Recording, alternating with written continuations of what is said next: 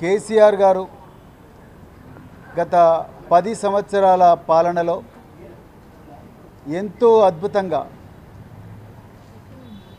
ప్రపంచ స్థాయి విద్యాలయాలుగా తీర్చిదిద్దిన సంక్షేమ గురుకులాలు ఈరోజు రేవంత్ రెడ్డి పాలనలో అధోపాతాళానికి పోతున్నాయి. అదేవిధంగా లక్షలాది మంది పేద బిడ్డల జీవితాలు రోడ్డున పడే ప్రమాదం ఉన్నది అని చెప్పి ఈరోజు చాలామంది తల్లిదండ్రుల ప్రతినిధులు,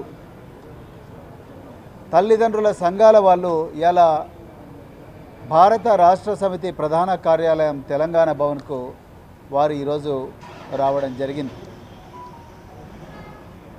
మరి ఈరోజు గత 3 రోజుల నుంచి తెలంగాణ వ్యాప్తంగా విపరీతంగా చర్చ జరుగుతూ ఉన్నది. మరి తెలంగాణ ఎస్సీ గురుకులాల సెక్రటరీ గారు రేవంత్ రెడ్డి సాంఘిక సంక్షేమ శాఖ మంత్రిగా కూడా ఉన్నారు.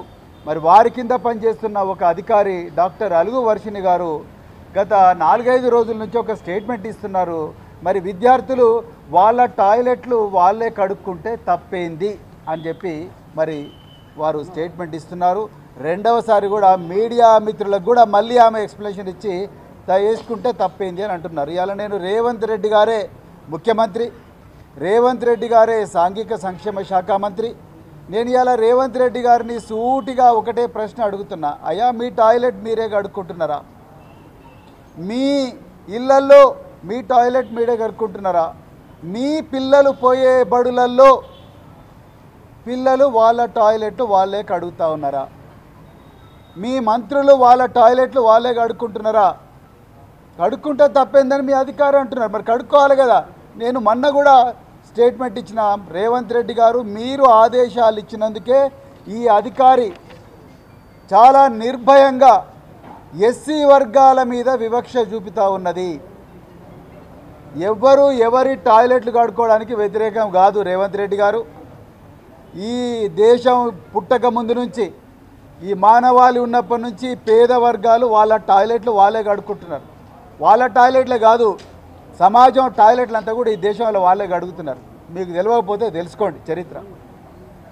ఇవాళ వాళ్ళు ఎన్ని రోజులు రా బాబు ఈ పని, ఎన్ని రోజులు రా ఈ పారిశుద్ధ కార్మికుల పని చేయాలి, ఎన్ని రోజులు ఈ బాంఛన బతుకు ఉండాలి, ఇప్పుడన్నా మాకు మరి విముక్తి రాదా అని చెప్పి ఆనాడు మరి గురుకులాలు పెడితే ఆ గురుకులాలను కేసీఆర్ గారు చరిత్రలో ఎన్నడూ లేని విధంగా 1000 గురుకులాలుగా మార్చి ఈ పేద వర్గాలు ఎర్ర బస్సు ఎక్కలేని కుటుంబాలు ఎయిర్ బస్ ఎక్కాలి, ఏరోప్లేన్ ఎక్కాలి, విదేశాలకు పోవాలి, ఇంగ్లీషు చదువుకోవాలి. ఉన్నోళ్ళ పిల్లలే కాదు, పేదోళ్ళ పిల్లలు కూడా కంప్యూటర్ ఇంజనీర్లు కావాలి, డాక్టర్లు కావాలి,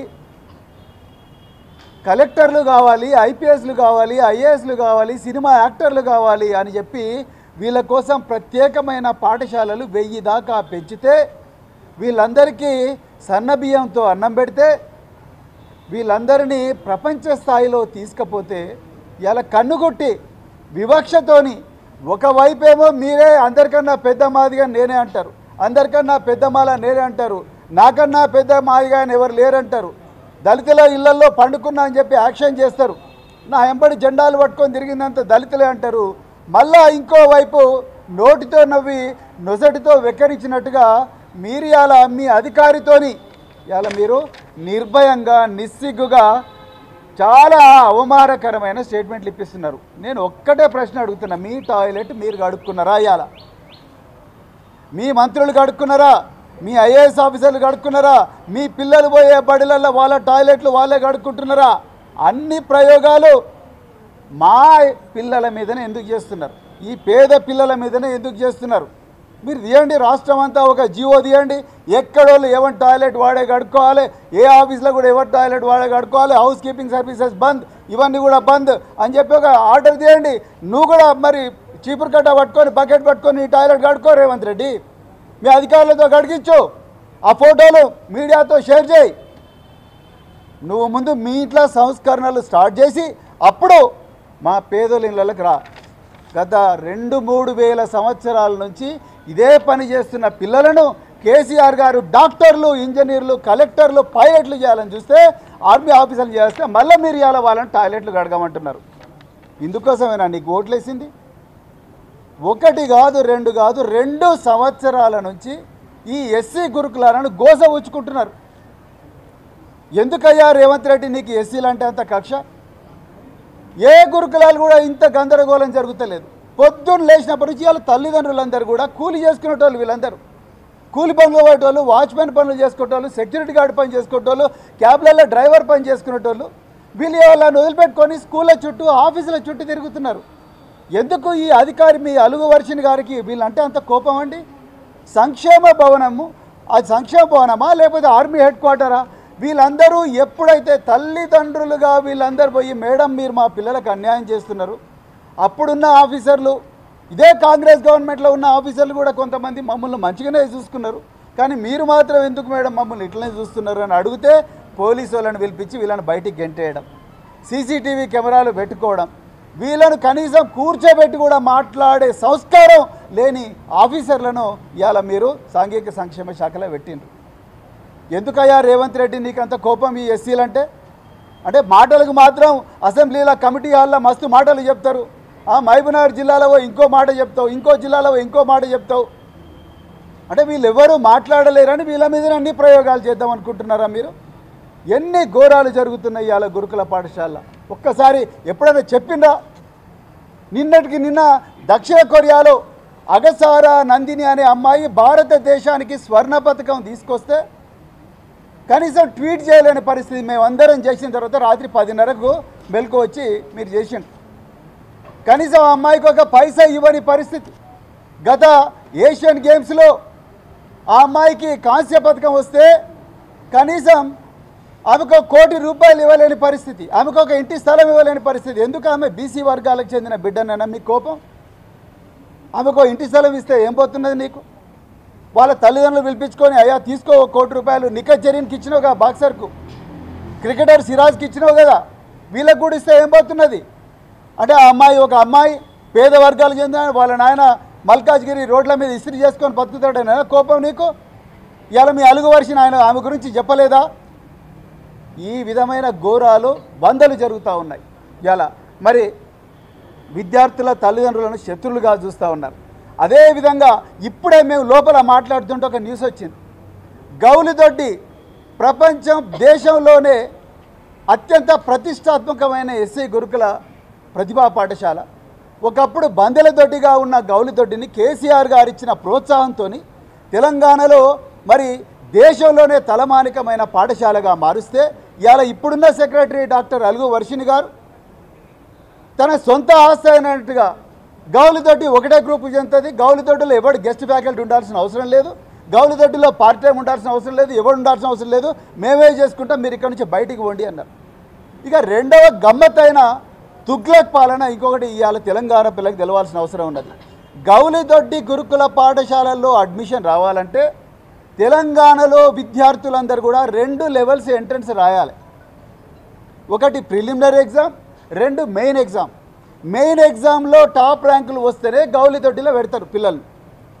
అలాంటి గౌలిదొడ్డిలో 90% కన్నా తక్కువ వచ్చిందన్న నెపంతో విద్యార్థులను సెకండ్ ఇయర్ ఇంటర్మీడియట్ నుంచి బయటికి పంపించేయమని పేరెంట్స్ అందరికీ ఇలా మెసేజ్లు పెడతా ఉన్నారు.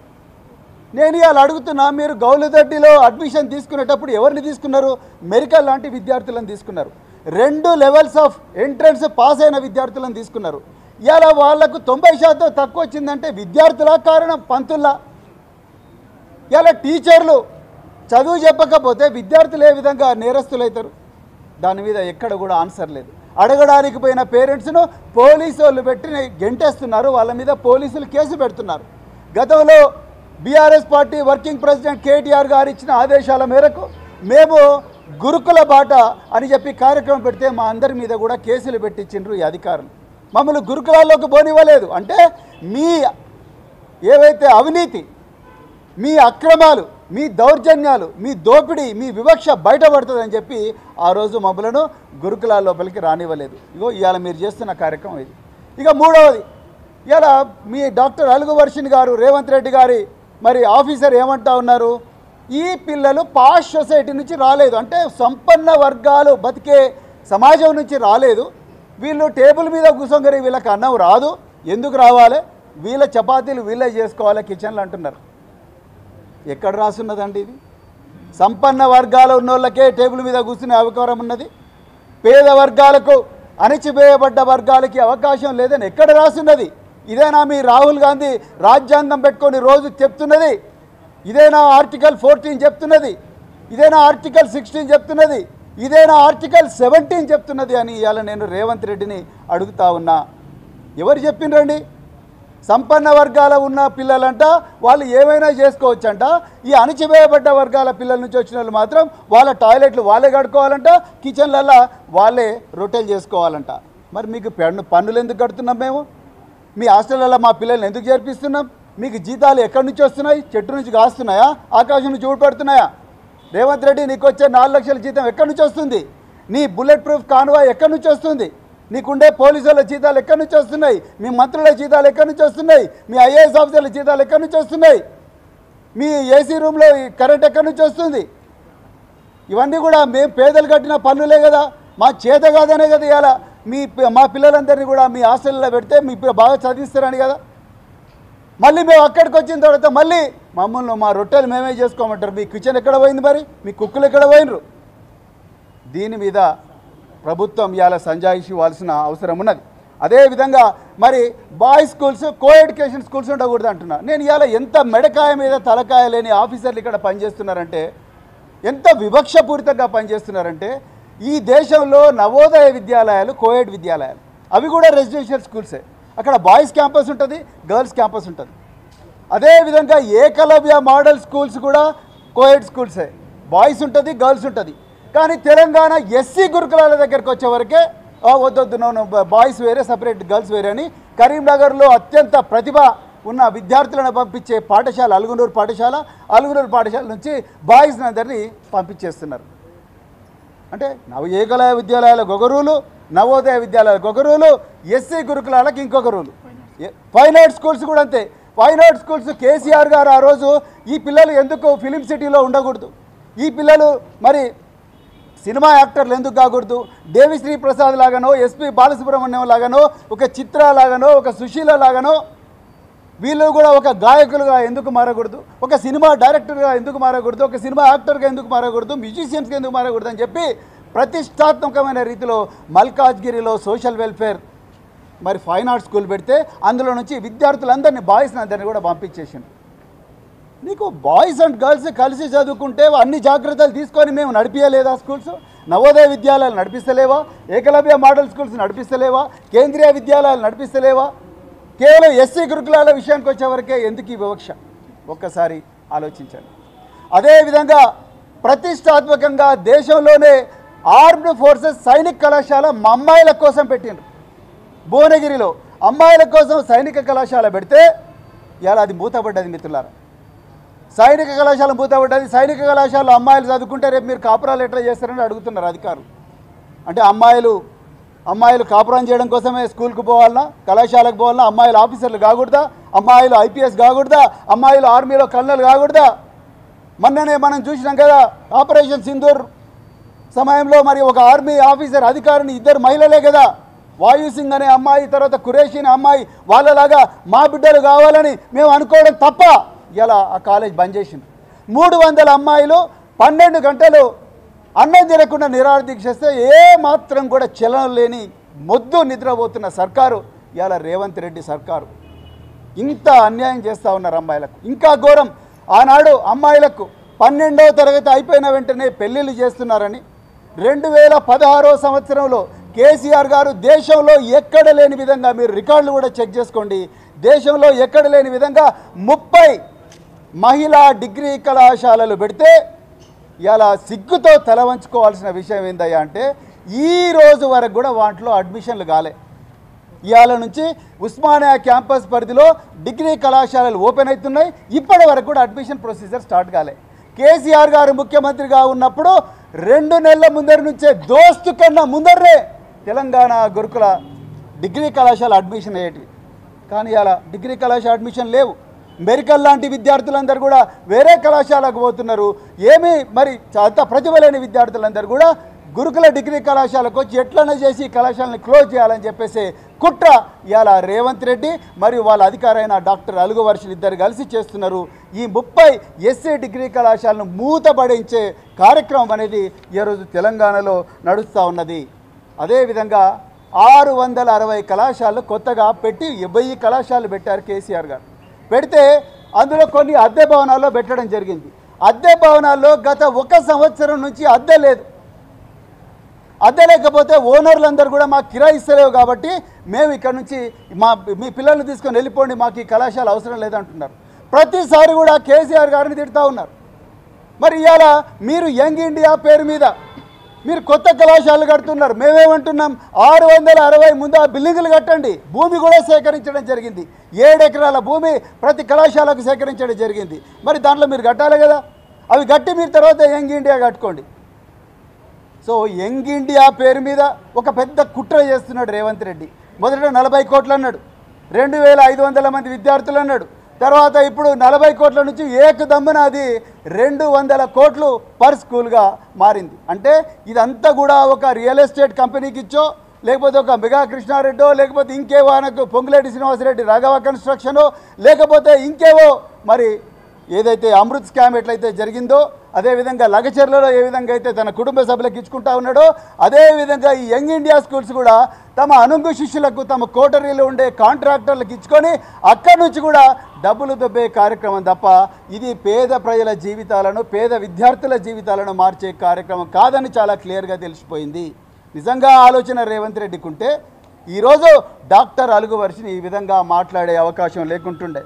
అదేవిధంగా మరి ముఖ్యమంత్రి గారు కేసీఆర్ గారి సమయంలో పిల్లల ఆరోగ్యాన్ని కాపాడడం కోసం 24 గంటలు 360 రోజులు సెలవుల్లో కూడా 365 రోజులు విద్యార్థులు ఇంటి దగ్గర ఉన్నా కూడా వాళ్ళ ఆరోగ్యాన్ని కాపాడేవాళ్ళు. ఇలా ఆ వ్యవస్థను రద్దు చేసింది గవర్నమెంట్. ఎందుకు ఎస్సీ విద్యార్థులు అంటే మీకంత కోపం, ఎందుకు ఎస్టీ విద్యార్థులు అంటే అంత కోపం మీకు? అదేవిధంగా ఇంటర్మీడియట్ కొంతమంది విద్యార్థులు ఫెయిల్ అయితే సప్లిమెంటరీ ఎగ్జామ్ ఫీ కూడా ప్రభుత్వం కట్టలేదు. సప్లిమెంటరీ ఎగ్జామ్ ఫీ కట్టకపోవడమే కాకుండా ఆ పిల్లల రవాణాకు బస్సు సౌకర్యం కూడా కల్పించలేని పరిస్థితి. సో కొంతమంది తల్లిదండ్రులు మినిస్టర్ దామోదర్ రాజనరసింహ గారి దగ్గరికి పోయి, అయ్యా ఇట్లా మరి మాకు సప్లిమెంటరీ కూడా ట్రాన్స్పోర్ట్ లేదంటే ఆయన ఫోన్ చేస్తే కూడా స్పందించని పరిస్థితిలో ఇవాళ తెలంగాణ గురుకులాలు ఉన్నాయి. ఒక్కసారి మీడియా మిత్రులందరూ కూడా, తెలంగాణ ప్రజలందరూ కూడా గమనించాలి. ఈ పిల్లలకు ఆలనా పాలన మరి టీచర్లు చేయలేరు, టీచర్ల మీద భారం ఎక్కువగా ఉన్నదని చెప్పి ఆనాడు ఉన్న బడ్జెట్లోనే అసిస్టెంట్ కేర్ టేకర్ అనే ఒక పదవిని సృష్టించి 260 మంది అసిస్టెంట్ కేర్ టేకర్లు నియమించి వాళ్ళని స్కూళ్ళల్లో పెట్టి ఉదయం 6 గంటల నుంచి రాత్రి 10 గంటల వరకు డైనింగ్ హాలు, కిచెను, టాయిలెట్స్, ఈ మెయింటెనెన్స్ అంతా కూడా వాళ్ళ చేతికి అప్పగిస్తే ఒక్క దెబ్బకు ఆ 260 మందిని తీసేసింది అలుగు వర్షిని. రేవంత్ రెడ్డి మీకు ఈ విషయం తెలుసా? మీకు తెలియకుండా జరుగుతుందా ఈ విషయం? మరి ఆ 260 మంది తీసి ఇవాళ పిల్లలే మీరే మీ టాయిలెట్లు మీరు కడుక్కోమన్నది మీరు కాదా? మీ అధికారి కాదా? ఒక్కసారి తెలంగాణ ప్రజలందరూ కూడా గమనించాలని చెప్పేసి ఈ సందర్భంగా నేను కోరుకుంటున్నా. అదేవిధంగా మరి సిఓఈలో నుంచి వీళ్ళని తీయడం, అదేవిధంగా మరి ఐసీటీ పోస్టులకు కూడా, అదేవిధంగా మరి డేటా ఎంట్రీ ఆపరేటర్ పోస్టులు ఎవరైతే పేద వర్గాల నుంచి వచ్చిన వాళ్ళు ఉన్నారో వాళ్ళందరి పోస్టులు కూడా తీసేసి మరి గందరగోళం చేస్తూ ఉన్నారు. అదేవిధంగా కోడింగ్ స్కూల్ అయితే పూర్తిగా నిరాదరణకు గురైంది. హిందుస్థాన్ ఏరోనాటిక్స్ లిమిటెడ్ 17 కోట్లు ఇచ్చి ఒక కోడింగ్ అకాడమీ కడతామని ముందరికి వస్తే ఇలా కోడింగ్ స్కూల్ కూడా ఖతం చేసే పనిలో ఇలా మరి తెలంగాణ సాంఘిక సంక్షేమ గురుకుల విద్యాలయాల సంస్థ పనిచేస్తూ ఉన్నది. కేసీఆర్ గారి టైంలో దాదాపు 7 సంవత్సరాలు దాదాపుగా సమ్మర్ సమురాయ్ క్యాంప్స్ అని పెట్టేవాళ్ళం. ఎండాకాలంలో పిల్లలు ఊర్లలోకి పోతే చచ్చిపోతూ ఉన్నారు, చిన్న పిల్లలు ఊర్లలోకి పోతే పెళ్ళిళ్ళు అవుతూ ఉన్నాయి, దానివల్ల పిల్లలకు ఇబ్బందులు అవుతూ ఉన్నాయి, కాలు పాము గరిచో లేకపోతే తేలు గరిచో లేకపోతే యాక్సిడెంట్లకు గురై పిల్లలు చనిపోతూ ఉన్నారు. వాళ్ళందరినీ కూడా మనం స్కూళ్ళలోనే ఎంగేజ్ చేయాలని చెప్పేసి సమ్మర్ క్యాంపులు లక్షలాది మంది విద్యార్థులకు పెడితే సిగ్గుతో తల వంచుకోవాల్సిన విషయం ఏంటంటే రేవంత్ రెడ్డి పాలనలో, ఈ సాంఘిక సంక్షేమ శాఖ మంత్రి రేవంత్ రెడ్డి పాలనలో ఈరోజు సమ్మర్ క్యాంపులు గత 2 సంవత్సరాల నుంచి బంద్ అయినాయి. ఎందుకయ్యా రేవంత్ రెడ్డి నీకు అంత కోపం? ఎందుకు మీ అధికారులకు అంత కోపం? మీ పేద పిల్లలంటే అంటే మీ పిల్లలకు ఒక న్యాయం, మా పేద పిల్లలకి ఇంకొక న్యాయం. ఇలా హయ్యర్ ఎడ్యుకేషన్ క్యాంప్ అని దేశంలో ఉండే మరి ఐజరు నైజరు అదేవిధంగా అన్ని సెంట్రల్ యూనివర్సిటీలోకి Pondicherry central university, Punjab central university, అదేవిధంగా కర్ణాటక సెంట్రల్ యూనివర్సిటీ, రకరకాల central university, Indian maritime university లోపలికి మా పిల్లల్ని పంపిద్దామని చెప్పేసి హయ్యర్ ఎడ్యుకేషన్ కోచింగ్ క్యాంప్ పెడదామంటే ఈరోజు అలాంటి కోచింగ్ క్యాంపులన్నీ కూడా బంద్ అయిపోయినాయి. ఏం చెప్పినా మీ అధికారి ఏమంటున్నది? బడ్జెట్ లేదు అంటున్నారు. అందాల పోటీల లోపల అందాల భామలకు వాళ్ళకు ఒక్కొక్కరికి 30 తులాల బంగారం ఇవ్వడానికి మీ దగ్గర బడ్జెట్ వస్తుంది. వాళ్ళందరికీ స్టార్ హోటల్లో సదుపాయాలు కల్పించడానికి మీ దగ్గర బడ్జెట్ వస్తుంది. వాళ్ళందరినీ తెలంగాణలో రకరకాల ప్రదేశాలు తిప్పడానికి మీకు బడ్జెట్ వస్తుంది. వాళ్ళందరినీ విమానాల్లో తిప్పడానికి మీకు బడ్జెట్ వస్తుంది. ఆ ఈవెంట్ మేనేజ్మెంట్కి మీకు బడ్జెట్ వస్తుంది. 200 కోట్లు బడ్జెట్కి బడ్జెట్ వస్తుంది. కానీ తెలంగాణ కోసం పోరాడిన తల్లిదండ్రుల బిడ్డలు, తెలంగాణ భావితరాలైన ఈ బిడ్డల విషయంకి వచ్చే వరకు మీ అధికారులకు బడ్జెట్ లేదనే విషయం గుర్తుకొస్తూ ఉన్నది. ఇది వివక్ష కాదా రేవంత్ రెడ్డి? ఇది వివక్ష కాదా? నేను మళ్ళీ అడుగుతున్నా. అదేవిధంగా మరి ఒకటే స్కూలుకు ముగ్గురు ఒక 3 స్కూళ్ళు కలిపి ఒక ఎలక్ట్రీషియన్ అంట. ఎక్కడన్నా విన్నామా? కరెంటు పోతున్నది మీ పాలనలో. వానాకాలం రేపొద్దున ఏదైనా కరెంటు పోతే 3 స్కూళ్ళకు కలిపి ఒకటే ఎలక్ట్రీషియన్ అంటే ఎట్లా వీలవుతుందండి? 3 స్కూళ్ళకు ఒకటే ఎలక్ట్రీషియన్. అప్పుడు ఉన్న బడ్జెట్లోనే ఒక్కొక్క స్కూల్కు ఒక్కొక్క ఎలక్ట్రీషియన్ ఇచ్చిన పరిస్థితి నుండి అలా 3-4 స్కూళ్ళకు కలిపి ఒక ఎలక్ట్రీషియన్ పెడతా ఉన్నారు మీరు. పిల్లలకు రాత్రిపూట పాములు తేళ్లు గరిస్తే బయటికి పోతే విద్యార్థులు వాళ్ళ పరిస్థితి ఏం కావాలి? వాచ్మెన్లను చాలా చోట్ల తీసేసిండ్రు. అమ్మాయిల స్కూళ్ళల్లో వాచ్మెన్లు ఆ రక్షణ లేకపోతే అమ్మాయిల సంరక్షణ ఏం కావాలి? దానికి మీరు బాధ్యత తీసుకుంటారా రేవంత్ రెడ్డి? మరి దాని మీద మీ దగ్గర ఎక్కడ కూడా ఆన్సర్ లేదు. అదేవిధంగా మరి పార్ట్ టైం ఉద్యోగస్తులు, తర్వాత అవుట్సోర్సింగ్ ఉద్యోగస్తులు, వీళ్ళ జీతాలు నెలల తరబడి ఇవ్వకుండా పొమ్మన లేక పొగబెట్టి మీరందరూ ఇక్కడ నుంచి వెళ్ళిపోండి అని చెప్తా ఉన్నారు. ఎంత అన్యాయం ఇది! ఇందుకోసమేనా మీకు అధికారం ఇచ్చింది? అదేవిధంగా మరి క్రీడా పాఠశాలలు, క్రీడా అకాడమీలు దాదాపుగా ఒకటి స్లోగా అక్కడ పనిచేసే ఉపాధ్యాయులకు జీతాలు ఇవ్వకుండా వాళ్ళని వెళ్ళిపోమని చెప్తా ఉన్నారు. అదేవిధంగా మరి ఇట్లా చాలా చోట్ల కూడా పేద విద్యార్థుల చదువుకు మరి పూర్తిగా నాశనం చేయడం కోసమే ఇలా రేవంత్ రెడ్డి కంకణం కట్టుకున్నాడు. మరి ముఖ్యంగా ఎస్సీ వర్గాల మీద విపరీతమైన వివక్ష చూపిస్తూ ఉన్నాడు. ఇలా నేను అడుగుతా ఉన్నా, మంత్రులు మల్లు భట్టి విక్రమార్క, మంత్రులు దామోదరం రాజనరసింహ, మరి ఎమ్మెల్యేలు ఎస్సీ వర్గాలకు ఎస్టీ వర్గాలకు చెందిన ఎమ్మెల్యేలు మీరందరూ అధికార పార్టీలో ఉన్నారు. ఎందుకు మీరు రేవంత్ రెడ్డిని నిలదీయడం లేదు? మీరు ఎందుకు బానిసల్లాగా బతుకుతూ ఉన్నారు? ఇంతమంది వేలాది మంది లక్షలాది మంది పిల్లల నోట్లో మట్టి కొట్టబడుతున్నా, వాళ్ళను కుక్కల కన్నా హీనంగా చూస్తున్నా ఎందుకు మీ నోటి నుండి ఒక్క మాట కూడా రావడం లేదు? ఇవాళ మీరందరూ కూడా సంజాయిషి ఇచ్చుకోవాల్సిన అవసరం ఉన్నది. తెలంగాణ పిల్లలకు సమాధానం చెప్పాల్సిన అవసరం ఉన్నది. ఏమాత్రం మీకు సిగ్గున్నా మీరు ఈరోజే రేవంత్ రెడ్డి దగ్గరికి పోయి అర్జెంటుగా ఈ అధికారిని ట్రాన్స్ఫర్ చేయించండి. ఈమె ఉన్నంతకాలం ఈ గురుకులాల్లో తల్లిదండ్రులు పురుగుల్లాగానే చూడబడతారు, విద్యార్థులు బానిసల్లాగానే చూడబడతారు. ఈమె చేస్తున్నది కేవలం నటన మాత్రమే, ఇంకొకటి కాదు. మాకు నిజంగా చెప్తున్నా, ఈమె మీద కానీ ఏ అధికారి మీద కూడా వ్యక్తిగత కక్ష లేదు. కానీ మా నాయకులు కేసీఆర్ గారు ఎప్పుడు కూడా అధికారులను పేరు పెట్టి ఎప్పుడు కూడా మనం విమర్శించకూడదు అని చాలా క్లియర్గా చెప్పడం జరిగింది. భారత రాష్ట్ర సమితి సంస్కృతి అది కాదు. కానీ ఈరోజు ఈ విద్యార్థుల అస్తిత్వం ప్రమాదంలో పడ్డది. వీళ్ళ కళలన్నీ కూడా నాశనమయ్యే దీనస్థితి, ఒక ప్రమాదం అనేది తెలంగాణ వాకిట ముందర నిలిచి ఉన్నది.